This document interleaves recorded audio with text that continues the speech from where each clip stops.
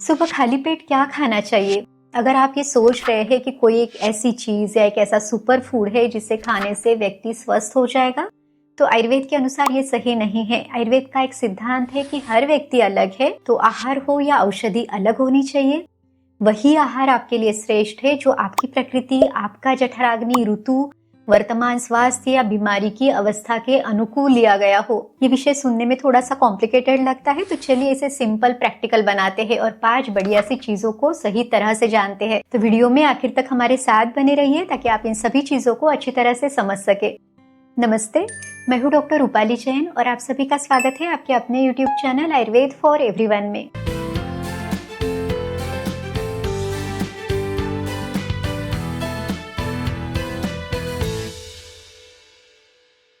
सबसे पहले जानते हैं कि सुबह की शुरुआत सही होने से फायदे क्या मिलेंगे। तो पाचन बेहतर होगा, दिन भर की एनर्जी अच्छी रहेगी, गैस, एसिडिटी, ब्लोटिंग, कब्ज इस जैसी कोई भी समस्या नहीं होगी, वजन नियंत्रित रहेगा और सबसे महत्वपूर्ण लाइफस्टाइल डिसीजेज से भी बचाव होगा।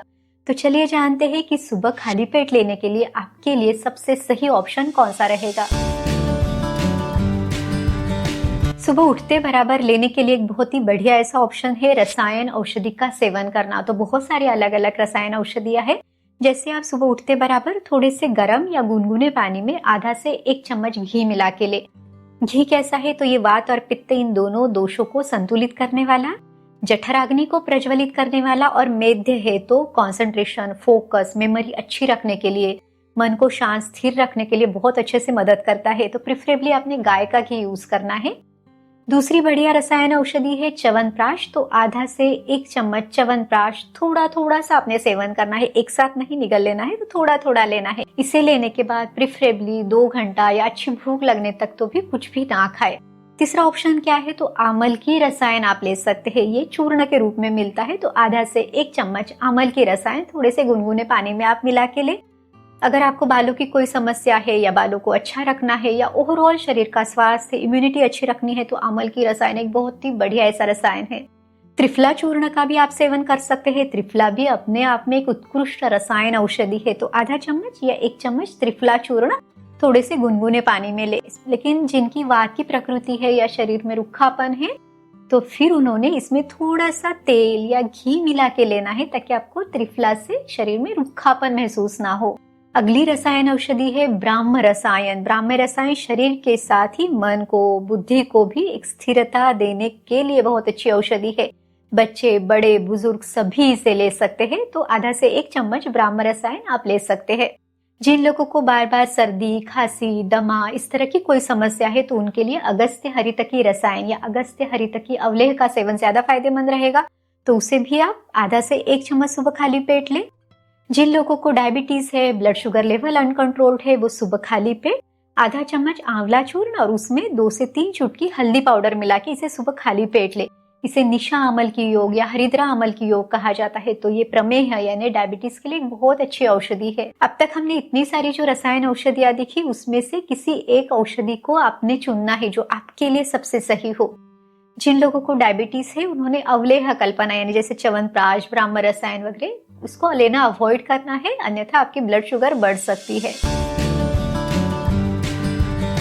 बहुत सारे लोग सुबह उठते बराबर ड्राई फ्रूट्स, नट्स या सीड्स का सेवन करते हैं। तो चलिए इन्हें आयुर्वेद के दृष्टिकोण से समझते हैं, इनकी तासीर कैसी है वो जानते हैं। तो इसमें से बादाम, अखरोट, पिस्ता, ये जो तीनों है, इनकी तासीर गर्म है, ये पचने के लिए भारी है। तो इन्हें लेने का सबसे अच्छा समय कौन सा है? तो विंटर का समय यानी ठंडियों का मौसम। तब हमारा जठराग्नि बहुत अच्छा रहता है, भूख अच्छी रहती है, तो तब इसे लेना ज्यादा सही रहेगा। लेकिन बाकी मौसम में भी अगर आप बहुत अच्छे से व्यायाम करते हैं, आपका मेहनत का काम है या शरीर में बहुत ज्यादा रुखापन बढ़ा हुआ है, स्निग्धता की जरूरत है और आपका पाचन, आपका जठराग्नि बहुत अच्छा है, तो बाकी मौसम में भी आप इन्हें ले सकते हैं। इन्हें लेने का सबसे अच्छा तरीका क्या है? तो इन्हें हमेशा रात भर भिगो के सोख करके सुबह खाना प्रिफर करें। उतनी ही क्वांटिटी में ले जितना आपको ये अच्छी तरह से पच जाए। तो जब ऐसे लगे कि अपच, अजीर्ण हुआ है, भूख ही नहीं है, तब इसे लेना आपने अवॉइड करना चाहिए।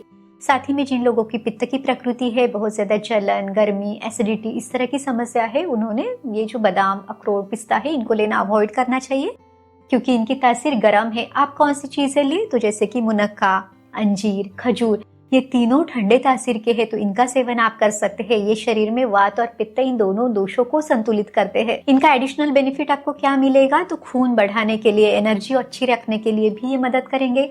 यह तक कि मुनक्का और अंजीर ये मृदु विरेचक यानी माइल्ड लैक्सेटिव है, तो पेट अच्छे से साफ करने के लिए भी आपको मदद करेंगे। अब सीड्स के बारे में जानते हैं, तो ऐसे लोग जिनको शरीर में बहुत ज्यादा दर्द, जकड़न है, अर्थराइटिस की समस्या है, वो रात को 1 चम्मच मेथी के बीज यानी फेनुग्रीक सीड्स पानी में भिगो के सुबह वो सीड्स भी आपने चबा के खाने हैं और वो पानी भी आपने पीना है।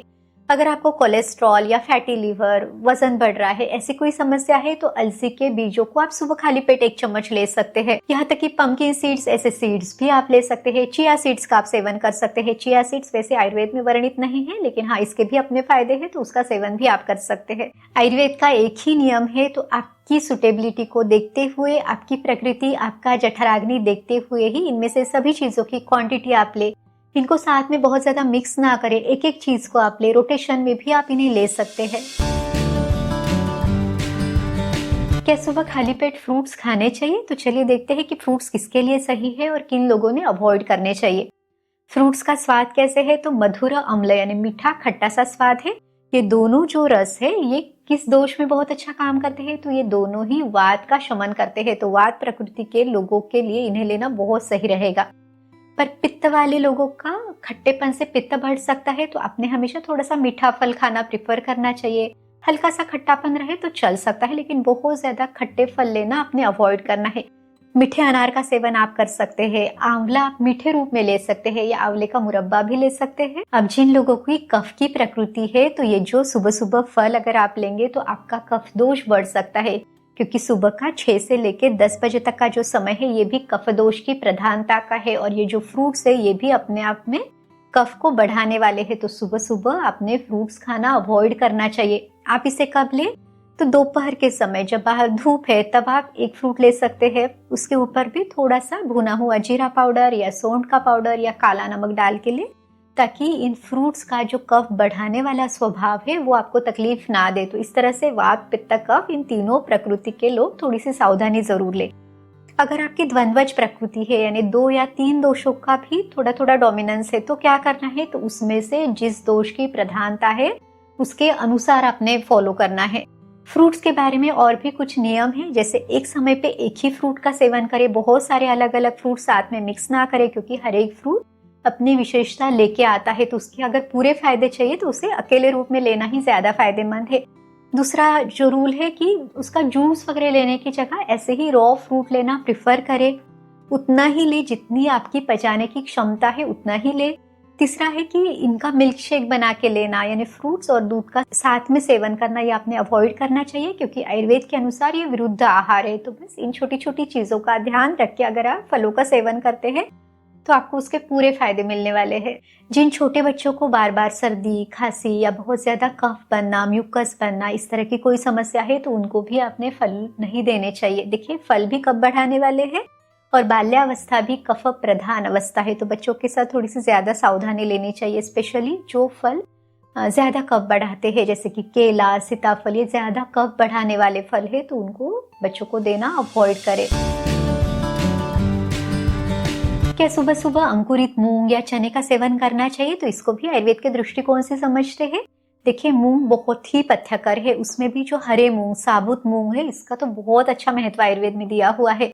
पर ये शिंबी धान्य है, और शिंबी धान्य आयुर्वेद के अनुसार कैसे है, तो इसमें कहा गया है शिंबी रुक्षा कषाया च कोष्ठे वात प्रकोपिनी, यानी ये जो शिंबी धान्य पल्सेस है, तो इसमें रुखापन है, ये शरीर में वात दोष का प्रकोप करते हैं। तो स्पेशली जिन लोगों की वात की प्रकृति है, उन्होंने इसे सावधानी के साथ लेना है।